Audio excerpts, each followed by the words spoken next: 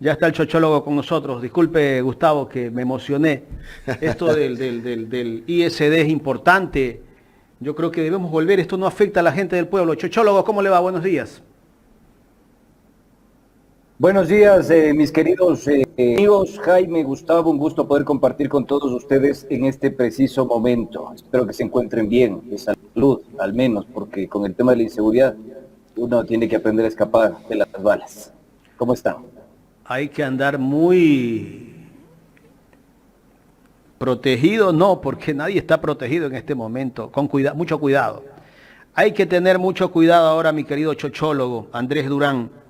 Gracias por primero aceptar la entrevista. Ayer cuando hablaba contigo en la noche, no sabíamos de este golpetazo que podría venirse.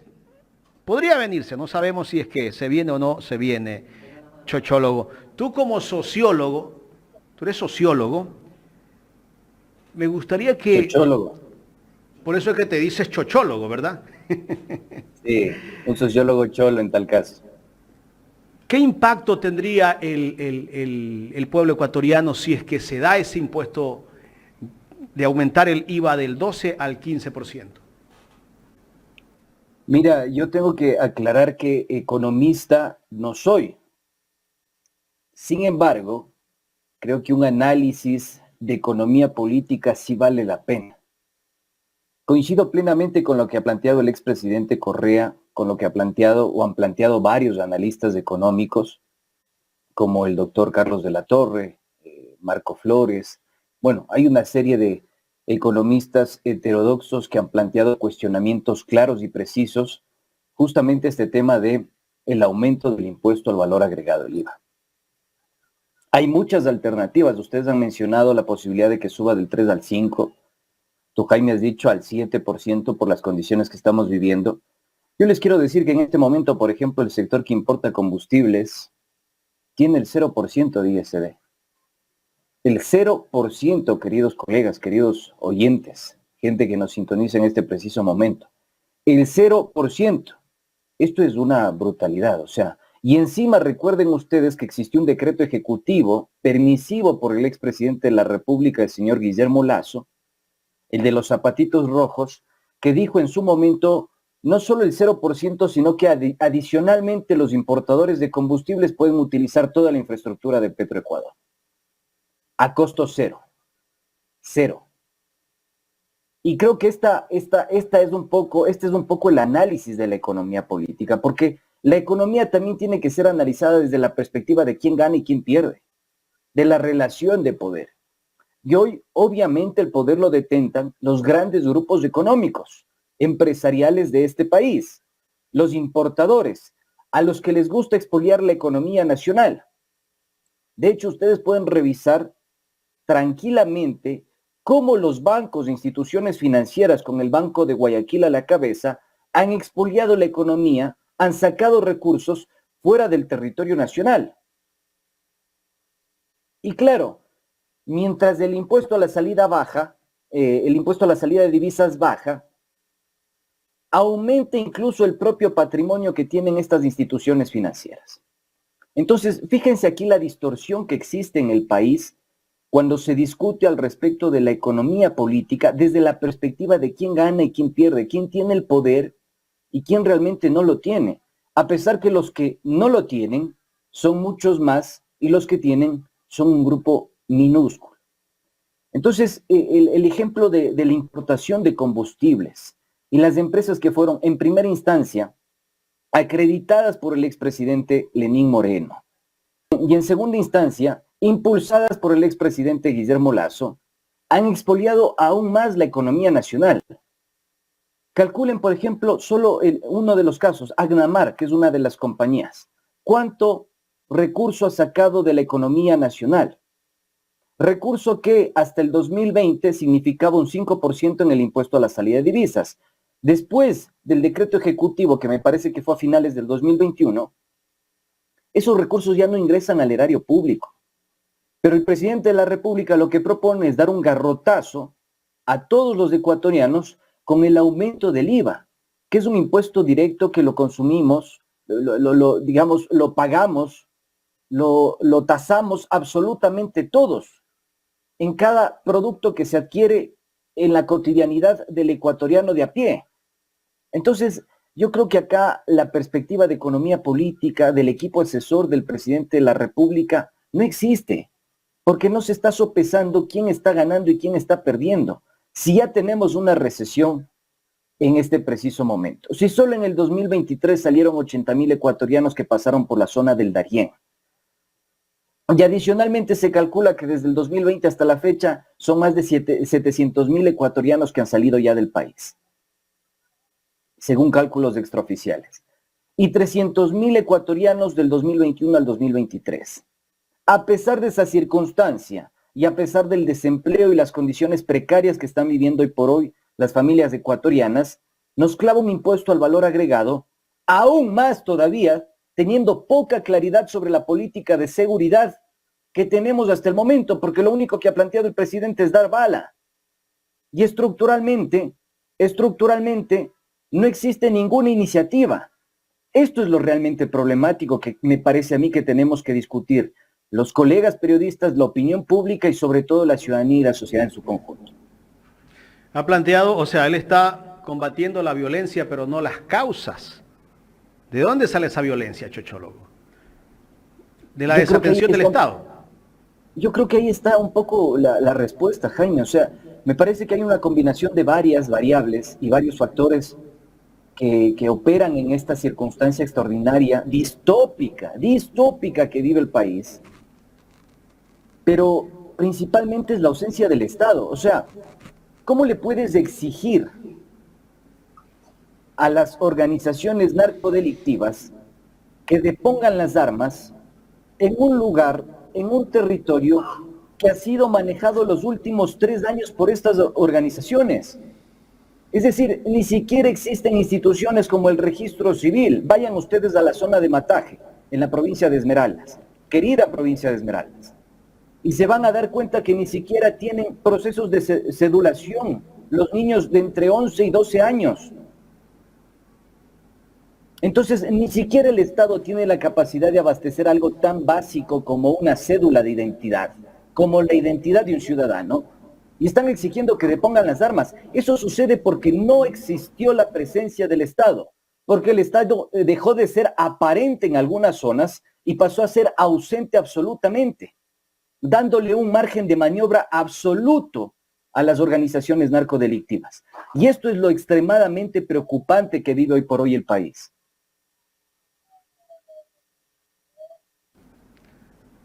Gustavo. Estimado Andrés, buenos días.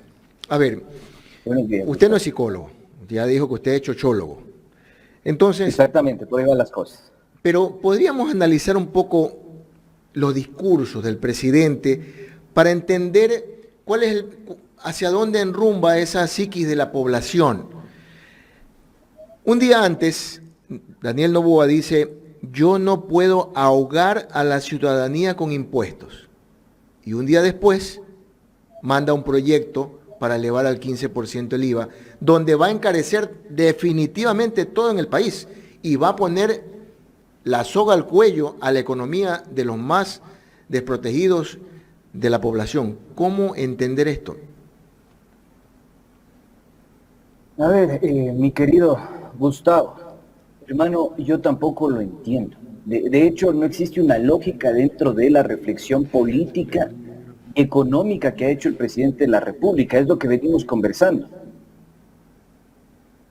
A mí me parece que el presidente de la República tiene una camisa de fuerza hoy por hoy. ¿Cuál es esa camisa de fuerza? La incapacidad que ha demostrado para tomar una decisión frente a la depuración de las instituciones de la fuerza pública. Esto es fundamental. Sale el viceministro de gobierno, el señor Esteban Torres, a decir al señor Torres que nosotros, en medio de una reunión del COSEPE, aparentemente se habría filtrado la información que facilitó la fuga del señor Fito, Adolfo Macías, el principal líder de los choneros. Sale a decir que en una reunión del COSEPE, queridos chochólogos ecuatorianos, internautas, para que ustedes entiendan, el COSEPE es el organismo máximo de seguridad y coordinación de las diferentes instituciones del Estado ecuatoriano. Se sientan ahí todas las funciones del Estado, el presidente de la República, las Fuerzas Armadas y el comando policial. Y en ese nivel, a esa altura se filtra la información de la fuga de alias Fito. ¿Qué nos está diciendo el señor Esteban Torres? Nos está diciendo que tenemos hasta la fecha y hasta el momento funcionarios en las más altas esferas que están permeados por el narcotráfico. Y pese a esa aclaración del propio viceministro de gobierno, nosotros lo que tenemos es una respuesta belicista, una respuesta de guerra, una respuesta de arma y de bala. Y bajo ninguna circunstancia un proceso de depuración interna de las Fuerzas Armadas o de la Policía Nacional. Esto es extremadamente preocupante porque a uno le hace pensar que los temas estructurales y los problemas estructurales no van a ser solucionados por el presidente de la República. Entonces, es como pedirle pera al olmos. No va a existir una política económica que piense en las grandes mayorías cuando estructuralmente el problema de la seguridad no está siendo combatido, pues. Ese es el problema de fondo y de lleno. Acá hay una falta de perspectiva porque tiene una camisa de fuerza el presidente de la República. Porque los que realmente están comandando en este momento el país son las Fuerzas Armadas y la Policía Nacional. Ese es el gran problema. Andrés, te quiero pedir un favor. Tenemos una contraluz que por ratos te oscurece totalmente. No sé si de pronto podríamos bajar un poquito más la persiana que tienes atrás como para evitar eso. Bueno, Andrés, a ver, aquí hay otro aspecto importante también. Vemos a un presidente con una dinámica diferente en cuanto a los otros gobiernos, pero en mensaje es exactamente lo mismo, contradicciones absolutas. Él está llegando a una población muy joven, pero muy joven, que de alguna manera todavía no tiene una conciencia histórica de lo que el Ecuador ha vivido y las consecuencias que eso trae. Como que esa población de jóvenes al que él llega, que son básicamente tiktokeros, de redes sociales, ¿verdad? En un gran porcentaje, porque un estudio, Andrés, un estudio que yo tuve la oportunidad de ver sobre ese alcance que consiguió el del 52%, son básicamente mujeres jóvenes, entre 18 y 29, 30 años. Esa imagen que está proyectando Daniel Noboa no tiene una realidad clara con la consecuencia que estamos viviendo en el país. Y no me refiero solamente en el tema del narcotráfico y de la corrupción, sino de todo lo que estamos por esperar de las propuestas de este gobierno, que los estudiantes puedan estudiar libremente, que los jubilados puedan recibir el incremento de sus pensiones, que todas las personas podamos tener oportunidades laborales, en fin. Pero la proyección que él manifiesta es que hay bonanza y los jóvenes creen eso, y que por eso entonces él no puede castigar a los sectores industriales y más bien los beneficia. O sea, ¿cómo entender esa situación, estimado Andrés? Insisto, me parece a mí que es un problema de análisis de quién pierde y quién gana con las, digamos, decisiones políticas de parte del Ejecutivo. Claramente, y nosotros lo sabíamos, por más acartonado que haya sido, digamos, la campaña del presidente de la República, Daniel Noboa, sabíamos que expresa y sigue expresando un sector. De hecho, en la principal iniciativa económica, la primera que presentó, se demostró que existía un conflicto de interés, cuando la exportadora Noboa era la que más adeudaba al fisco ecuatoriano y el presidente quería facilitar el perdón de sus impuestos. Después, por acuerdos y por presiones políticas dentro del legislativo, con diferentes bancadas, principalmente la de la Revolución Ciudadana, se logró establecer este tema de la consanguinidad. Pero más allá de esto, yo creo que acá no podemos engañarnos, mi querido Gustavo, Jaime. queridos amigos, no nos podemos engañar. El presidente de la República representa y expresa un sector. Su sector es el que históricamente ha sido manejado por su familia, el bananero, el que se encarga de la exportación de banano. ¿Quiere realmente combatir el narcotráfico? Propicie pues una política pública. ¿Quiere combatir realmente el crimen organizado? Propicie una política pública que facilite de alguna forma el control de las aduanas, que reforme el sistema unibanano. Ustedes deben recordar esas declaraciones del exministro de Agricultura, el señor que fue y formó parte del gobierno de Guillermo Lasso. El señor Manzano. Bernardo Manzano, exactamente, gracias por la precisión. Bernardo Manzano, en octubre de 2022, hace un anuncio estrepitoso, perturbador. Él dice que el sistema unibanano emitía cupos para facilitar exportación de banano contaminado con cocaína. Y habló de 16,000 hectáreas. Y en ese día, en contacto directo, en Ecoavisa, dijo que pondrá una denuncia ante la Fiscalía y ante la Contraloría para que haga un examen especial por un lado, Contraloría, y haga o abra una investigación previa, Fiscalía. Nada de eso sucedió hasta la fecha. Y después, la persona que es nombrada posteriormente ministro de Agricultura, el señor Izaguirre, que toma la posta de Manzano, también sale a hacer la misma declaración producto de la contaminación de contenedores con cocaína. Resulta que tampoco puso la denuncia y tampoco se propició una reforma al sistema unibanano. La pregunta que nosotros nos tenemos que hacer aquí es ¿por qué no?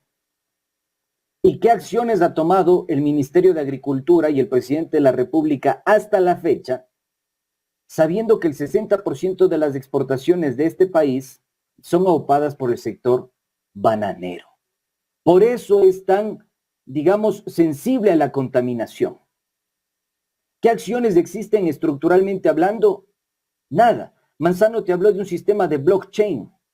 Fíjense ustedes, un sistema de blockchain para controlar la exportación. Después Izaguirre decía que ya tenemos en maquetas todo el sistema tecnológico para el nuevo formato unibanano. Tampoco se concretó, se cristalizó. Y ahora, insisto en esto, a pesar de que la cocaína sigue saliendo por contenedores de banano, hasta la fecha tampoco tenemos una política pública que de alguna forma reforme y cambie esta estructura, con la cual el Ejecutivo y el Estado ecuatoriano está facilitando la salida de cocaína por los puertos de nuestro país. Pero lo más grave, Andrés, lo más grave es que tampoco hay una fiscalía que ejecute esto, pues. La UAFE Totalmente. tiene un montón de investigaciones y no le dan paso en la fiscalía. Totalmente. Y mira, te voy a tirar un dato perturbador, mi querido Gustavo, Jaime. Dato perturbador. A propósito de que se hizo famoso esto de Colón Pico. La Fiscalía General del Estado archivó dos causas archivó a favor del señor Fabricio Colón Pico Suárez, alias Capitán Pico, el supuesto líder de los Lobos, al menos en la provincia de Pichincha, Santo Domingo de los Áchilas, y disputando también el liderazgo en Esmeraldas. 2 investigaciones archivó la Fiscalía General del Estado. En una incluso con la venia de una jueza de apellido Pérez, en Guayaquil, diciendo que no existían los elementos de convicción a pesar de que el señor tiene un prontuario ilimitado. Entonces, a mí sí me llama muchísimo la atención que la fiscal haya salido a decir que la persona que estaba planeando su asesinato o magnicidio era el señor Pico, sin tomar en consideración que fue la propia fiscalía en el año 2019 y 2022 que archivó y solicitó el archivo de 2 investigaciones previas, aparentemente, presuntamente por asociación ilícita. Estas son cosas que en los grandes medios de comunicación ustedes no van a escuchar. No van a escuchar. Y son datos extremadamente perturbadores y preocupantes porque dan cuenta que existen dentro de las estructuras del Estado ecuatoriano una permisividad y una complicidad con el crimen organizado. Entonces, si el presidente de la República quiere realmente combatir estructuralmente este problema, tiene que plantear una reforma integral a la justicia, tiene que plantear una reforma integral al sistema penitenciario del país y tiene que plantear una reforma integral a la política social y económica de este país para disputarle la base social, para disputar el ejército de reserva con el que hoy cuenta el crimen organizado, que son los sectores más empobrecidos de Guayaquil, Esmeraldas, de Los Ríos, de las diferentes provincias en las Durán. que campea el crimen organizado. Ayer decía la ex candidata a la presidencia de la República, ¿qué ha hecho la fiscal con respecto a la salida de los jefes de las bandas narcodelictivas que existen en el país? ¿Qué hizo? Si ella, así como cuando le dan la libertad a Jorge Glass, sale de una ella a criticar o a protestar, debería hacer lo mismo, pues. ¿Tú no crees que debería ser lo mismo con todo lo que se ha dado en la salida de muchos delincuentes de las cárceles? Que no se la ha visto. Pero por supuesto. O sea, ustedes, solo con este dato me parece que desvanecemos algunas cosas. Ustedes, colegas, verifiquen cuántas salidas ha tenido la señora fiscal en los últimos años. ¿Con qué instituciones ha coordinado los grandes casos de lavado de activos? ¿Y qué intereses existen detrás del control del lavado de activos? Intereses gringos. 300.000 millones de dólares se lavan al año en Estados Unidos. Y de eso no se habla nada. De hecho, los narcodelincuentes y los cabecillas narcotraficantes prefieren suelo gringo para constituir empresas fantasmas, comprar bienes, lavar su dinero, hacer inversiones en el sector inmobiliario. ¿Dónde están las medidas de parte de la Fiscalía para establecer convenios, acuerdos que permitan combatir al crimen organizado? Sobre todo el tema del lavado de activos. Revisen el informe que emite, informe mutuo se llama, el informe que emite el Grupo de Acción Financiera para América Latina es espeluznante. Le dice en la cara al Ecuador, miren, ustedes tienen conflicto de interés, porque no existe la autonomía necesaria para que sus funcionarios tomen las decisiones técnicas y hagan el monitoreo del presunto blanqueo de dinero que existe hoy por hoy en el Ecuador. Entre 2014 y 2018, 4.000 millones de dólares se lavaron en la economía nacional. Posteriormente, el Gafilat hace un análisis y dice, miren, tienen que hacer estos ajustes. Háganlo porque vamos a tener inconvenientes. El Ecuador se está volviendo en un territorio predilecto para el lavado de capitales. Súmenle a eso el tema de la dolarización. Súmenlo a eso que el presidente de la República en su consulta popular propone retomar los casinos. Y sumen a eso que nosotros ya hemos tenido varios inconvenientes con los controles que existen de los agentes en las diferentes instituciones financieras. ¿Quién puede tal vez apadrinar esta pregunta de los casinos? ¿Quién apadrinará? Esa pregunta es la interrogante que todo el mundo se hace. Bueno, me parece que son algunos sectores, mi querido Jaime, incluso sectores estrechamente relacionados con el propio presidente de la República, el sector inmobiliario y turístico. Ahí tienes directamente al Grupo Novoa. Entonces, acá... Porque tener una economía de casinos no es tener una economía sana. Totalmente. De hecho, o sea, imagínense el problema que esto significaría para nuestra economía. ¿Cómo plantea el retorno de los casinos, pero no plantea un sistema para controlar dicho retorno? Entonces, esto a mí me deja una sensación muy particular, muy extraña. Porque fíjate el problema que tiene hoy por hoy el Perú. El Perú no tiene facilidad para hacer coordinación entre la unidad de inteligencia financiera, Luis, y justamente los casinos que están vigentes en el territorio de la hermana República del Perú. Entonces, ¿cómo haces? ¿Cómo haces si no tienes trazabilidad sobre el origen de los fondos? Si no puedes establecer una licitud sobre los fondos. ¿Qué van a hacer? Van a establecer, no sé, montos mínimos, $10,000, $5,000, y sobre eso tú tienes que declarar una licitud de fondos. O sea, esas cosas no son cosas menores, no son pequeños detalles. son cosas estructurales que facilitarían el lavado de activos en el país.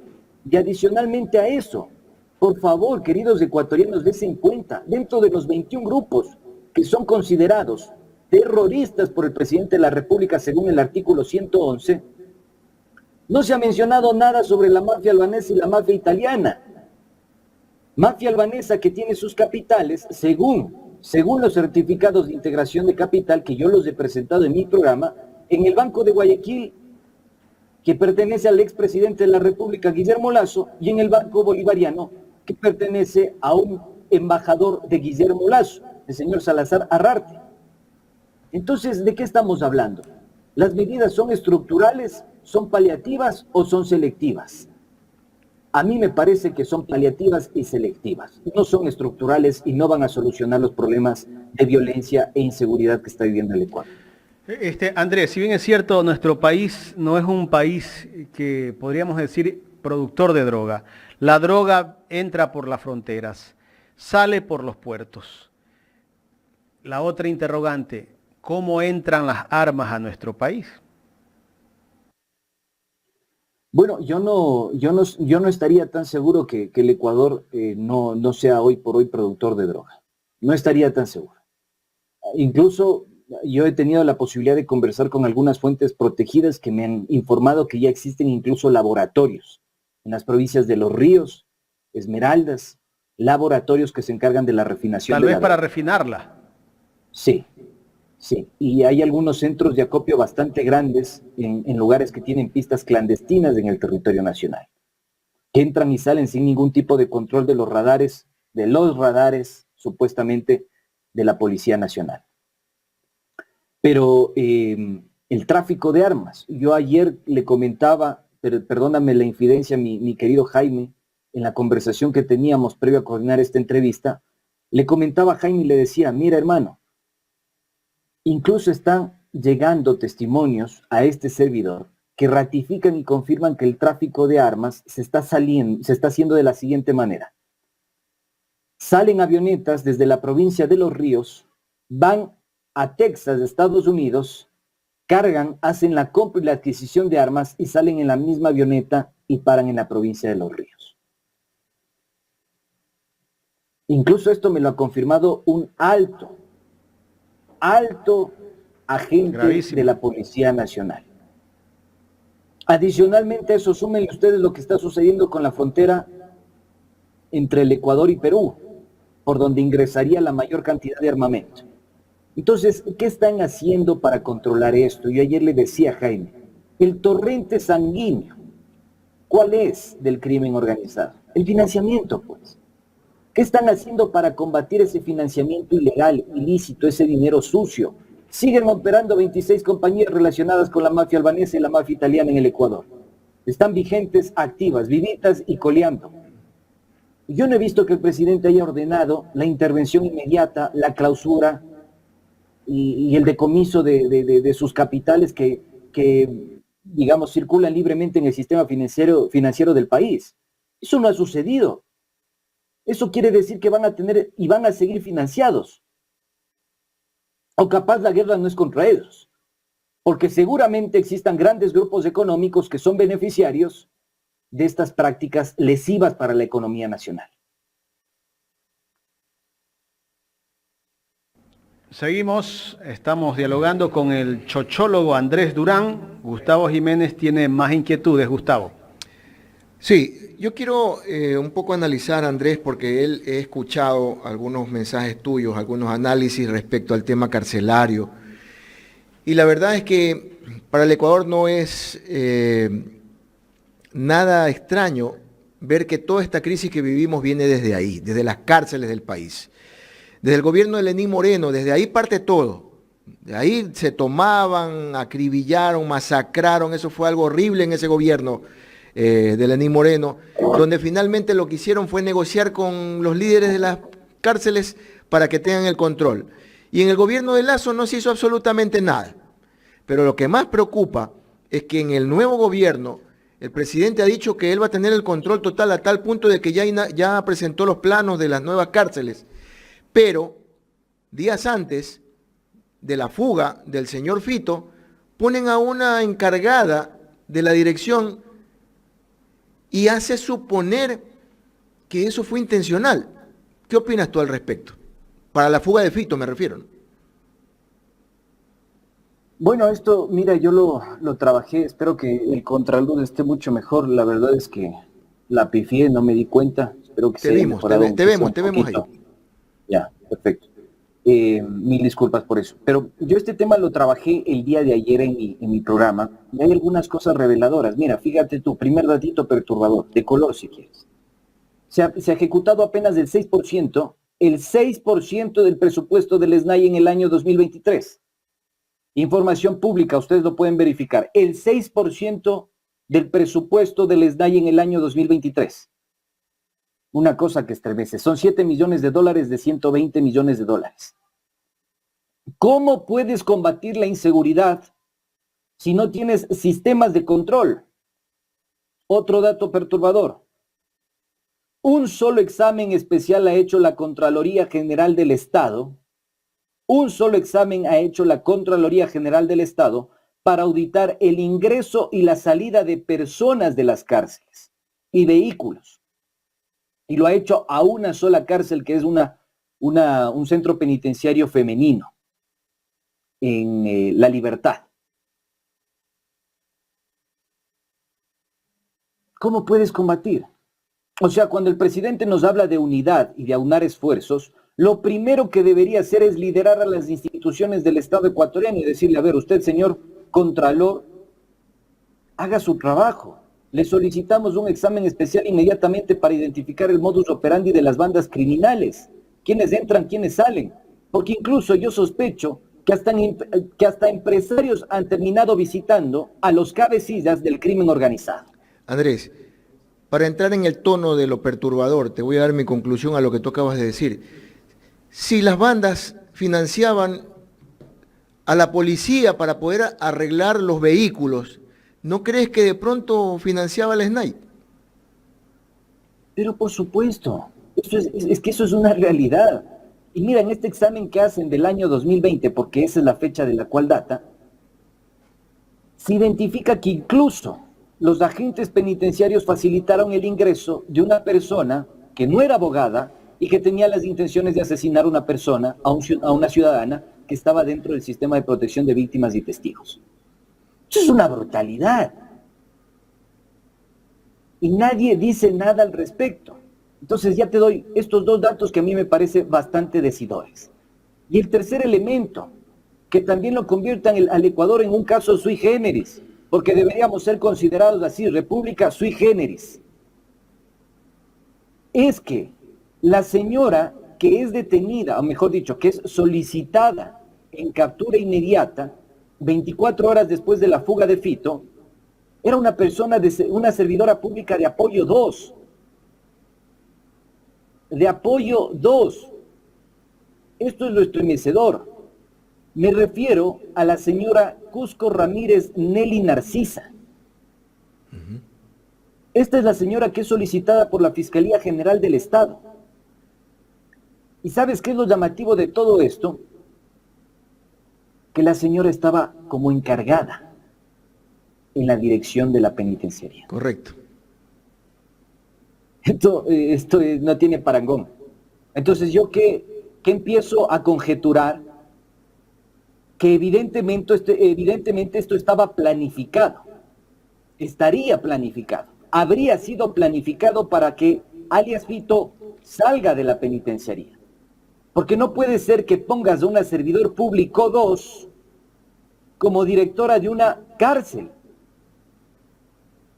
¿Se entiende lo que planteo? ¿Cómo puedes poner a una funcionaria de un rango mucho menor? No es que lo asume un subdirector, no es que lo asume un especialista, es una servidora pública 2, ya que asume la dirección. Y que posteriormente, en su gestión, como encargada, se termina escapando alias Fito. ¿Alguna recomendación del señor Cobos debe haber sido? Porque yo no entiendo cómo el señor Cobos en el gobierno anterior estaba a cargo y seguía a cargo en este nuevo gobierno. Nadie entiende cómo el señor Cobos, que se trepaba en los tractores, Andrés, y que intentaba combatir. Sí, dime. ¿tú tú te acuerdas que en el gobierno de Lazo, creo que hace unos 4 meses o 5 meses atrás, hicieron un operativo acá en la penitenciaría y justo fueron también a las oficinas del SNAI y encontraron de todo allí, armas, drogas, celulares, todo lo que necesitan Dinero, los presos. todo Dinero, eso. para que de todo. Oye, me hiciste acordar de algo maravilloso en este momento, que también lo trabajé el día de ayer, sino que las lagunas a veces pasan factura aún. Esto que estás planteando sucedió en agosto de 2023. Y acá hay algo espectacular, porque el señor en mención, que es, digamos, el responsable de el exdirector de la penitenciaría era el señor Ronald Sánchez Loaiza. El señor Ronald Sánchez Loaiza es detenido porque le encuentran en el tumbado de su oficina de la dirección de la penitenciaría, le encuentran armas, droga y efectivo.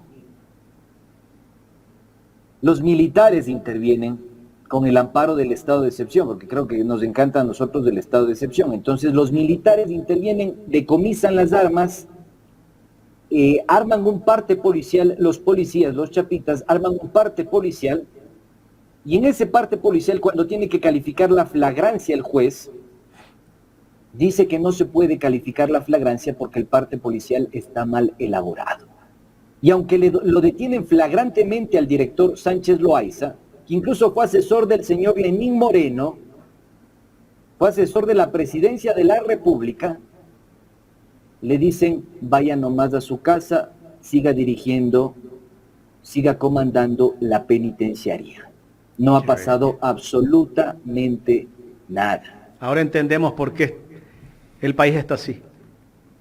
Ya, pero de estas cosas que te estoy planteando, mi querido Jaime Gustavo, oyentes, amigos, internautas, chochólogos, el presidente de la República no plantea absolutamente nada, no te dice absolutamente nada, piensa que la solución es dar bala por dar bala. Andrés. Y no es que uno esté en contra de eso, solo permíteme terminar con esta idea, hermano. No es que uno esté en contra de eso. Si tiene que hacer uso de la fuerza, uso progresivo de la fuerza, está bien, perfecto. Pero necesitamos otro tipo de soluciones también, una reforma estructural del sistema penitenciario. Si no, van a seguir viéndonos la cara de pendejos. Esto es así, lamentablemente. ¿Y qué ha hecho la canalla mediática para difundir esto que ha pasado? Porque esto es gravísimo. Esto es súper grave. Aquí se sigue recordando otras cosas, pero lo que han hecho en el gobierno de Lazo, en el gobierno de Moreno, no lo recuerdan. Nada. ¿Qué van a hacer? Si son los acólitos de todos estos manes. Ya son los que facilitan que esta vaina exista.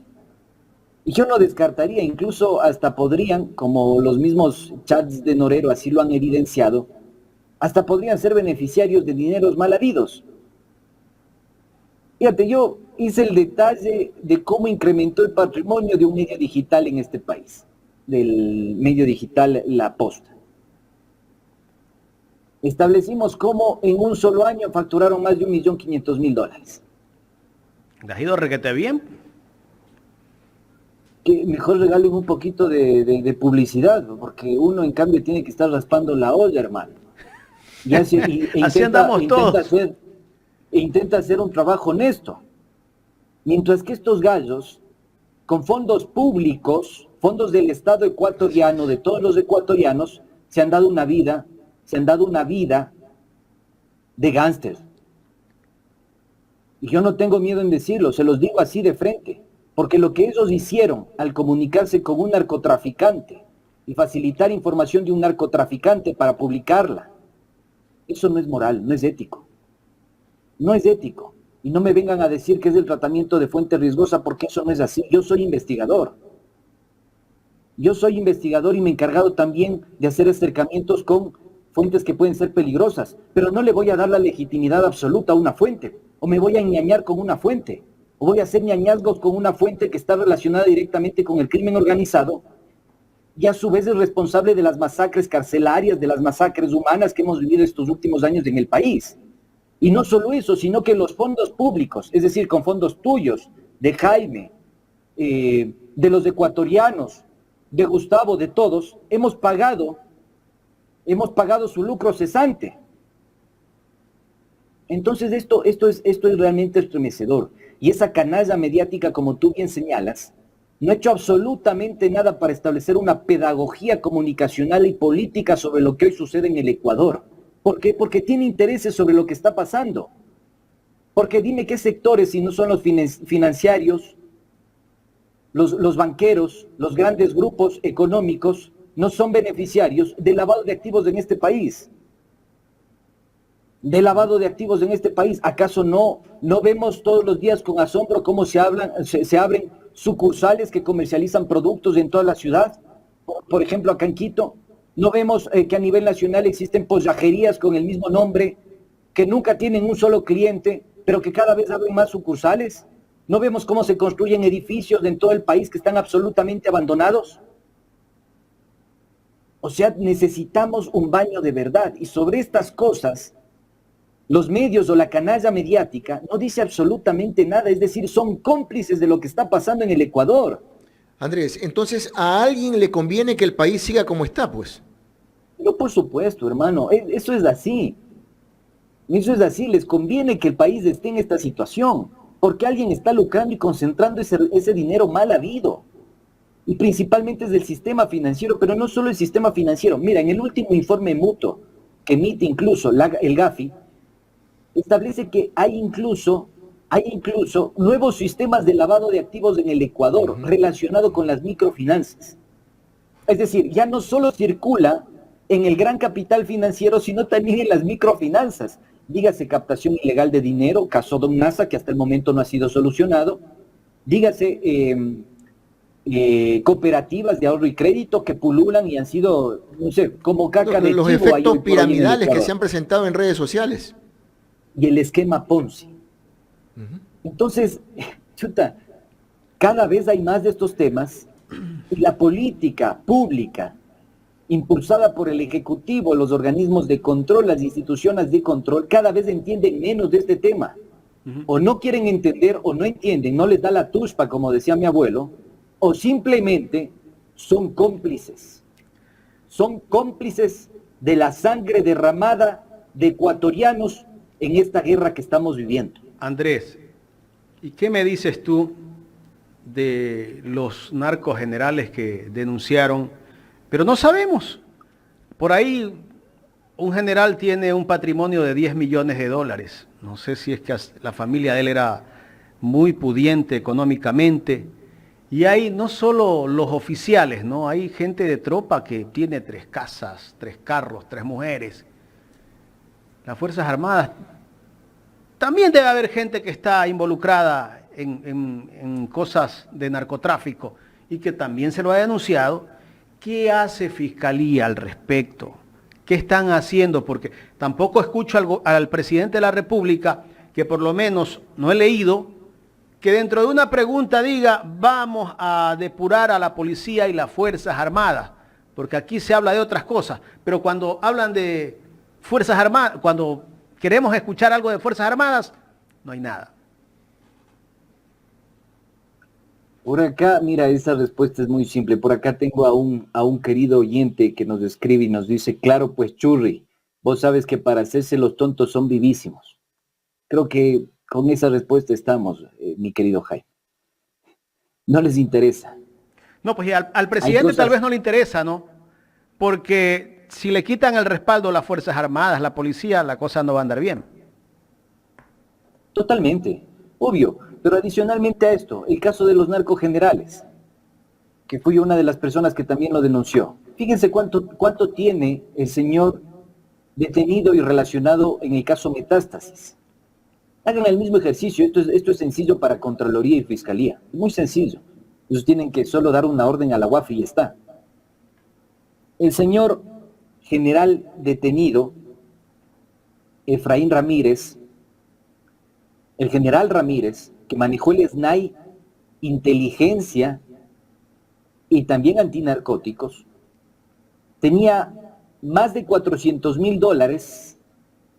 en las cuentas de una hija menor de edad. $400,000 más. Más de $400,000 en las cuentas bancarias de una hija menor de edad. Date cuenta de esto. ¿Y cuál es el que tiene Y no es 10 el único. millones? ¿Ese es otro? Sí, ese es otro general. Es otro funcionario, otro agente policial, no es general. Se lo relacionó al capitán, que también ha sido procesado en el caso Metástasis, que se habría dicho que tiene $10 millones también en sus cuentas. Pero fíjate, y que era uno de los que se encargaba del lavado de activos a favor de Leandro Norero. Pero fíjate, $400,000 en las cuentas de su hija menor de edad. Yo me pregunté en ese momento si este patrón se repite en algunos generales, y efectivamente. Vayan a ver cuánto tiene el comandante general de la policía, el ex comandante general de la policía, el señor Faustito Salinas. ¿Cuánto? Ahí te lo dejo. Ahí te lo dejo. Ahí te lo dejo porque tú sabes que en este momento yo estoy bastante complicado con mi tema de seguridad y todavía quiero seguir respirando. Ya en la recta final, escuché que te habías topado casi que de frente con la prefecta de Esmeraldas. Sí, le mandé un besito volado. Una mucha. Espero que le haya parecido simpático. Una mucha decimos acá en la sierra. Qué bien. Andrés, quiero Una agradecerte. muchita. De verdad que ha sido una conversación muy interesante sobre los problemas que vive este país, que se cae a pedazos. Y que ojalá el presidente pueda por lo menos en algo solucionar este problema de inseguridad, porque no creo que vamos a volver a la normalidad. Desde hace mucho tiempo no hay normalidad. Esto en no este es país. fácil. No es fácil. No. Esto va a costar mucho tiempo. A Colombia le costó años, décadas. Pero sin inversión social es difícil, inversión pública es difícil. Y lo más preocupante es que estamos emulando los planes y las soluciones planteadas por México y Colombia. El Plan Colombia, que tuvo un impacto desgarrador sobre ese país. Mira, fíjate, entre 1987 y 1995, 650,000 colombianos fueron desplazados de su lugar de origen. Esto va a pasar, esto está pasando ya en el Ecuador. Otra de las razones de la migración es la inseguridad. El Sí. acuerdo Mérida, que también tuvo un impacto negativo sobre México. Y hasta el momento no han logrado salir de los altos índices de inseguridad. Es decir, lamentamos muchísimo que se apliquen las mismas recetas fracasadas en países hermanos con exactamente los mismos actores de por medio. Y acá hay que decir claramente, la embajada gringa. Puede ser que logren tal vez erradicar un poco a las bandas, pero te robarán en el barrio, pues, vendrán los arranchadores, porque la gente que no tiene trabajo saldrá igual a hacer lo que hemos visto hasta ahora. No, y hay un dato también importante que acaba de decir Andrés. La migración ahora se ha acelerado, Andrés, pero la migración viene desde la época de Lenín Moreno. Yo me acuerdo que Ecoavisa, Teleamazonas, hacían grandes reportajes del Diarén, de cómo pasaban Darién. del Diarén. Darién. Perdón. Pero en todo caso, en el gobierno de Lazo, inclusive hasta Guillermo Lazo estaba afanado, se fue a España, a Europa, perdón, para pedir la visa Schengen, acelerar los procesos Puro show. O sea, este tema definitivamente nos afecta mucho, pero no es de ahora. Ahora se ha incrementado por el tema de la delincuencia, pero la gente se está yendo porque no tiene cómo llenar la olla en su casa. Así es mi querido Gustavo. O sea, si no se combate esto de manera estructural, no vamos a tener resultados. No vamos a tener resultados si no se plantea la disputa de la base social al crimen organizado, que son los sectores empobrecidos, vulnerables, olvidados. No se va a solucionar el tema de la inseguridad y la delincuencia. no se va a solucionar el tema de la inseguridad y la delincuencia. Hay un carácter que hay que entenderlo dentro del crimen organizado, dentro de la violencia. Es reproductiva, se reproduce, son como cuyes, para que se entienda, se reproduce constantemente de manera acelerada. Entonces, si acabas con una tanda, va a venir otra tanda, y si acabas con otra tanda, va a venir otra tanda. Así es. Tienes la razón. Y el hambre va a persistir, y el hambre no pide permiso. Y eso Andrés, es lo que tiene que combatir el presidente. Andrés, todos los viernes nosotros siempre ponemos un plato preferido de la gastronomía ecuatoriana y nos gustaría que tú nos sugieras un plato que nosotros podamos servirnos acá con el personal de Ecuador en directo acá en Guayaquil. Pero a ver, pero pongámosle en contexto, pues aquí en viernes pasado hemos hablado del encebollado, hemos hablado de la cazuela, hemos hablado hasta del cuy hemos hablado, ¿no? La guatita, ¿qué más nos han invitado? Desde chucchucaras. De todo un poco. Pescado frito. ¿Cuál es el plato preferido del chochólogo? Para mi ñaño mono, les invito a un buen hornado. Este longo les invito a un buen hornado. Péguense un buen hornado. Eso es delicioso. Con tortilla. Pueden pegarse también el hornado pastuso, aunque yo recomiendo el sangolquileño, que es donde yo viví muchos años. Así que eso con muchísimo cariño. Cuando nos visiten por acá en Quito, les llevo una hueca veneno. Ya vamos a ir pronto y también te esperamos acá en Guayaquil para comernos un buen ceviche. Eso, llévenle a este longo a que coma un buen ceviche porque acá no hay muchos. Gracias, Andrés. Gracias, compañeros, colegas, amigos. Cuídense mucho. Ok, Un abrazo. Gracias, Andrés Durán, conocido como el chochólogo. El chochólogo, el churris. Sin pelos en la lengua, sin miedo, sin vergüenza, no, pero no la palabra completa, sino separada, sin vergüenza, ha dicho su verdad, ¿no? Y de alguna manera, yo me ratifico, esa frágil memoria que tiene la actual generación para recordar esto que hemos escuchado. Todo esto que estamos viviendo, todo esto se agudizó terriblemente por falta de políticas de Estado, por preocupación de dos gobiernos que han causado la desgracia de este país. Traidores a la patria, traidores del pueblo ecuatoriano, Guillermo Lasso y Lenín Moreno.